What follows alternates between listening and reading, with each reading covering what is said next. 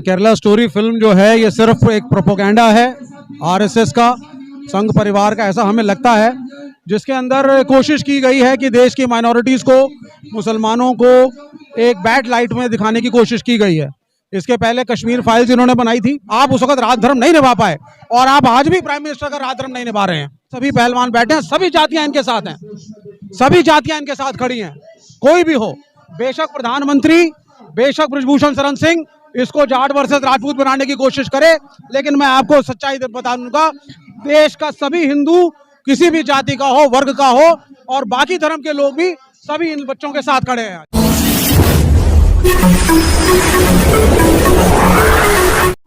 आदाब। जंतर मंतर पर खड़ा हूँ। परिचय कराने की कोई आवश्यकता नहीं है। जंतर मंतर इस समय पहलवानों के धरने का केंद्र बना हुआ है, लेकिन बहरहाल मैं उस वक्त बात करूंगा। द केरला स्टोरी नाम की एक फिल्म आई हुई है। फिल्म चल भी रही है, कई राज्यों ने उसे बैन भी किया है। और मैं बात करूंगा, विवेक श्रीवास्तव जी हैं, आप देखते होंगे इनको, तमाम मेन स्ट्रीम मीडिया में डिबेट में रहते हैं, खूब बहस करते हैं, कई बार हमारे साथ भी मौका मिला है। मैं इनसे जानने की कोशिश करूंगा, आप कम्युनिस्ट पार्टी के एक बड़े चेहरों में से हैं, बड़े पदाधिकारी हैं और आप वेल एजुकेटेड हैं, समाज के तमाम बारीकियों पर आपकी नजर भी रहती है। मैं सर जानने की कोशिश करूंगा कि द केरला स्टोरी फिल्म क्या फसाना है या हकीकत? केरला स्टोरी फिल्म जो है ये सिर्फ एक प्रोपोगेंडा है आरएसएस का, संघ परिवार का, ऐसा हमें लगता है, जिसके अंदर कोशिश की गई है कि देश की माइनॉरिटीज़ को, मुसलमानों को एक बैड लाइट में दिखाने की कोशिश की गई है। इसके पहले कश्मीर फाइल्स इन्होंने बनाई थी। चाहे हिंदू हो या मुसलमान, इस देश का सभी कश्मीरी पंडित्स के प्रति सद्भावना रखते हैं। ऐसा कोई नहीं है जो उनके कॉज के साथ इत्तेफाक ना रखता हो, लेकिन आप कुछ चंद लोगों के इंसिडेंसेस को दिखा करके पूरे देश के अंदर उस फिल्म की स्क्रीनिंग की गई और दिखाया गया कि देखिए साहब, इस्लाम और मुसलमान कितना खतरनाक होता है, वो आपके साथ क्या कर सकता है, और वोट्स को पोलराइज करने की कोशिश की गई, हिंदू राष्ट्र के कॉन्सेप्ट को जस्टिफाई करने की कोशिश की गई। यही चीज अब इन्होंने केरल में रिपीट करी। कम्युनिस्टों की सरकार है, सेक्युलर सरकार है, सब सद्भावना के साथ रहते हैं, कोई हिंदू मुसलमान वाद वहां नहीं है, लेकिन उस चीज को पैदा करने की कोशिश की गई है कि देखिए अगर साम्यवाद देश में आएगा तो क्या होगा।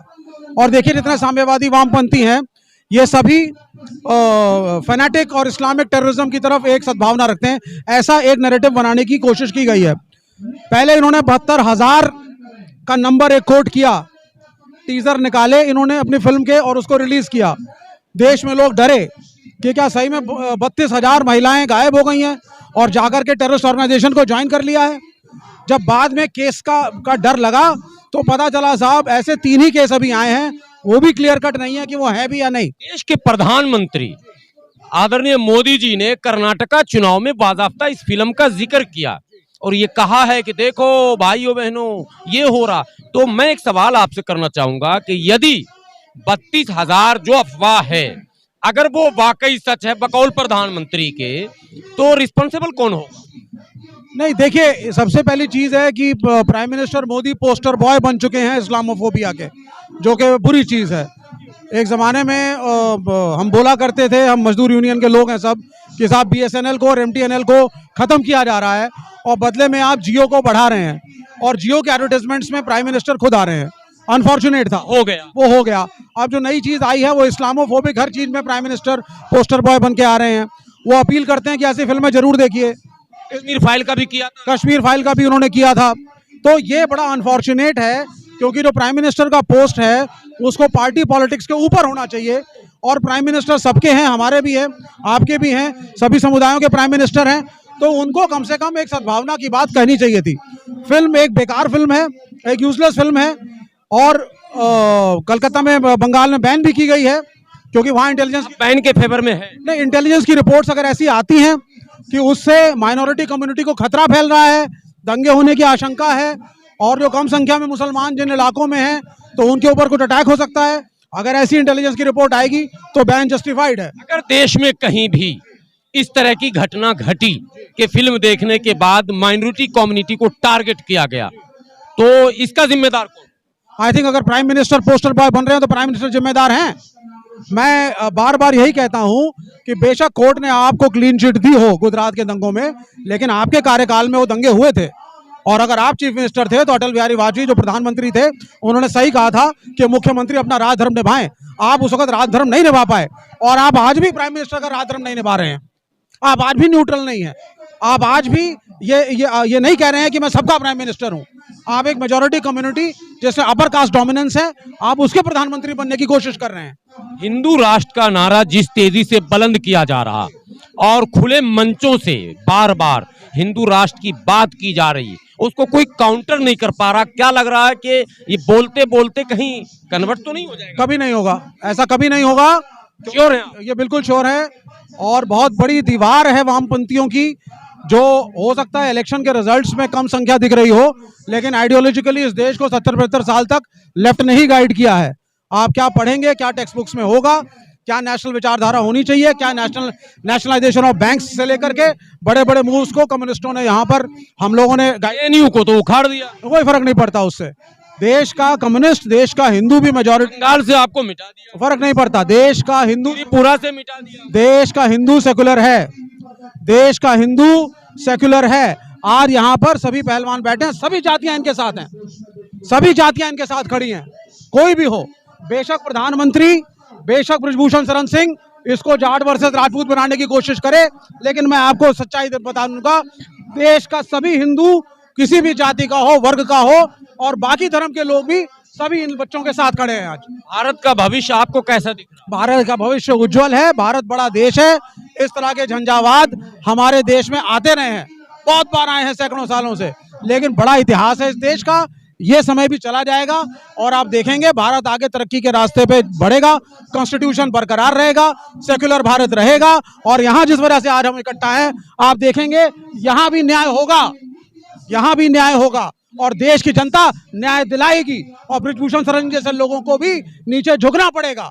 आज वोट की राजनीति में प्राइम तो संभावना ऐसी दिख रही है। प्राइम मिनिस्टर बेसिकली जो राजस्थान का चुनाव है उसको लेकर के यूपी के अंदर चुनाव चल रहे हैं, जाति की राजनीति प्रधानमंत्री कर रहे हैं, जाट वर्सेस राजपूत करने की कोशिश कर रहे हैं। ये गलत है, हम इसकी निंदा करते हैं। और राजपूतों का समाज भी यहाँ बैठे हुए बच्चों के साथ खड़ा है। प्रधानमंत्री अब धर्म और जाति में घूमने लग गए। जब चुनाव आता है तो पार्टियां घूमती हैं। यह इस देश का दुर्भाग्य है कि बजाय ये देखने के कि कौन सही है और कौन गलत है, ये बच्चे जो इनके माता पिता, इनके परिवार, इनके गांव, इनके रिश्तेदार, इनके मित्र सब मेहनत करते हैं, तब जाकर के देश का मान सम्मान बढ़ता है और देश को मेडल मिलता है। और आज जब इन बच्चों ने इतना कुछ हासिल किया है देश के लिए, तो सबसे पहले प्रधानमंत्री को इनकी आवाज सुननी चाहिए और इन्वेस्टिगेशन करना चाहिए और इनको आश्वासन देना चाहिए कि भारतीय जनता पार्टी, प्रधानमंत्री और कैबिनेट इनके साथ खड़ी है। ममता बनर्जी और स्टालिन ने द केरला स्टोरी को बैन किया, वामपंथी उनके साथ हैं या नहीं? ये फिल्म केरल में फेल हो चुकी है। इन्होंने उसको लॉन्च किया था 3 शोज में, वो नहीं पिक कर पाई और पहले ही दिन 1 शो पे सीमित है। केरल का क्राउड अलग है, उसको जनता ने बैन कर दिया है। केरला में उसको जनता ने बैन कर दिया है, और जहां जहां सेकुलर ताकतें रहेंगी वहां जनता खुद बैन करेगी। उत्तर प्रदेश में सरकार उसको प्रमोट कर, वो जितना मर्जी प्रमोट कर लें, जितना मर्जी प्रमोट। दही पर टैक्स, दूध पर टैक्स, चावल पर टैक्स, रोटी पर टैक्स, द केरला स्टोरी पर टैक्स फ्री। ये एक काला दौर चल रहा है देश का, लेकिन भारत बहुत बड़ा देश है, बड़ा ऐतिहासिक देश है साहब। और यहाँ पे सब साथ में रहे हैं हम, और सदियों से साथ में रहे हैं, चाहे वो मुगल हो, चाहे वो चाणक्य हो, चाहे सम्राट अशोक हो। देश सबका है। लाल किला भी मेरी विरासत है, ताजमहल भी मेरी विरासत है, जामा मस्जिद भी मेरी विरासत है, कुतुब मीनार भी मेरे देश की विरासत है, मुगल भी मेरे देश की विरासत है, चाणक्य भी मेरे देश की विरासत है, अशोक भी मेरे देश की विरासत है। तो इस देश की विरासत को नरेंद्र मोदी नहीं मिटा पाएंगे 7-8 साल में। ये झंझावाद है, एक काला दौर चल रहा है, ये काला दौर भी समाप्त होगा और यहाँ बैठे हुए हर पहलवान को, हर बच्चों को न्याय भी मिलेगा। प्रधानमंत्री को झुकना पड़ेगा, प्रधानमंत्री को झुकना पड़ेगा। जब ये लड़ करके त्याग से, गरीब घरों से आकर के देश को मेडल जिताते हैं, हम वो फैसिलिटी अपने पहलवानों को नहीं दे पाते जो विदेशी देते हैं। फिर भी हमारे बच्चे जाके लड़ते हैं, गांव से उठते हुए मेडल लेकर के आते हैं, और बजाय उनकी बात सुनने के और उनको उत्साह प्रदान करने के, यहाँ पे एक हैरेसमेंट चल रहा है इस देश के अंदर। उसको हम क्वेश्चन करेंगे और ब्रजभूषण शरण जी को झुकना पड़ेगा, प्राइम मिनिस्टर को भी झुकना पड़ेगा। और अगर प्राइम मिनिस्टर चंद वोटों के लिए चंद इलेक्शंस के लिए, सिर्फ राजस्थान में जाट वर्सेस राजपूत करने के लिए, जाति की राजनीति करने के लिए इन बच्चों की बात नहीं सुनेंगे तो देश की जनता हटाएगी उनको। आप देखिएगा इस चीज को। देश की जनता, कोई भी धर्म हो, जाति कोई भी हो, नहीं है समाज मौजूदा नौजवानों के सोशल मीडिया के पोस्ट को देखकर तो लगता नहीं नहीं ये नहीं है ऐसा। देश का युवा यहाँ बैठे हुए बच्चों और पहलवानों के साथ है, चाहे किसी भी जाति का हो। ये ओलंपिक में मेडल लेकर के आते हैं और इस देश में जहाँ रोटी नहीं है, जहाँ फैसिलिटीज नहीं है, जहाँ पैसे नहीं है घरों में, फिर भी बच्चे स्पोर्ट्स खेलते हैं। आप सामाजिक लड़ाई लड़ते हैं, मैंने डाउन सेक्शन जो है झुग्गी झोपड़ी वालों की भी आप लोग लड़ाई लड़ते हैं। आपके नॉलेज में कोई ऐसा केस भारत में कि पॉस्को एक्ट में मुकदमा दर्ज हो गया हो, एफआईआर हो गया हो, गिरफ्तारी ना हुई हो, ऐसा कोई नॉलेज में है? नहीं है ऐसा। क्यों पहला केस लग रहा है? ये पहला केस है और पहला केस इसलिए है कि पूरी cabinet, council of ministers, prime minister including the chief minister of UP एक पर्टिकुलर सांसद के साथ खड़े हुए हैं उसको बचाने के लिए और विक्टिमाइज कर रहे हैं यहाँ बैठे हुए इन बच्चों को। इसमें पूरी की पूरी कैबिनेट शामिल है, इसमें पूरी एक जाति की राजनीति शामिल है, इसमें पूरा का पूरा राजस्थान का इलेक्शन, कर्नाटका का इलेक्शन शामिल है। ये हो रहा है और इसके खिलाफ आवाज उठाएंगे, आवाजें उठ रही हैं। ये जितनी देर लगाएंगे एक्शन लेने में, जितनी देर लगाएंगे एक्शन लेने में, उतना ज्यादा भारतीय जनता पार्टी अपनी कब्र खोदेगी। इनको चाहिए कि आए, बच्चों से क्षमा मांगे, इन रेसलर्स के सामने माफी मांगे जो हुआ और जिस धरने पे बैठना पड़ा। हमने जब किसानों का आंदोलन किया था 700 से 800 किसान मर गया। पहले बोला खालिस्तानी है, फिर हम लोगों को बोला क्या नक्सली हो, फिर बोला क्या तुम वामपंथी संगठनों से आते हो। अभी भी बोला जाए वो बोले, लेकिन हम खड़े थे अपने भाइयों के साथ सिंगू बॉर्डर पर। हम फिर खड़े रहे टिकैत साहब के साथ, हम खड़े रहे उन किसानों के साथ और मंगवाई माफी अपने प्राइम मिनिस्टर से। और यहाँ भी वही होगा, आप देखेंगे। ये माफी मांग करके ही जाए, पक्का पक्का मांगेंगे, आप देखेंगे इस चीज। कॉन्फिडेंस है बिल्कुल। ये सब भाई हमारे खड़े हुए हैं। अभी इश्क के इम्तहान और भी हैं, सितारों के आगे जहां और भी हैं। निराशावादी होने की आवश्यकता नहीं है, विवेक ये तो कही है। हम आशान्वित हैं, ढांचा, लोकतांत्रिक ढांचा सुरक्षित रहेगा। हाँ, काले बादल हैं लेकिन वो बादल भी छटेंगे, ये कहना था वामपंथी नेता विवेक श्रीवास्तव जी का। बने रहेंगे इसी तरह के अपडेट के साथ, मैं फिर हाजिर होऊंगा।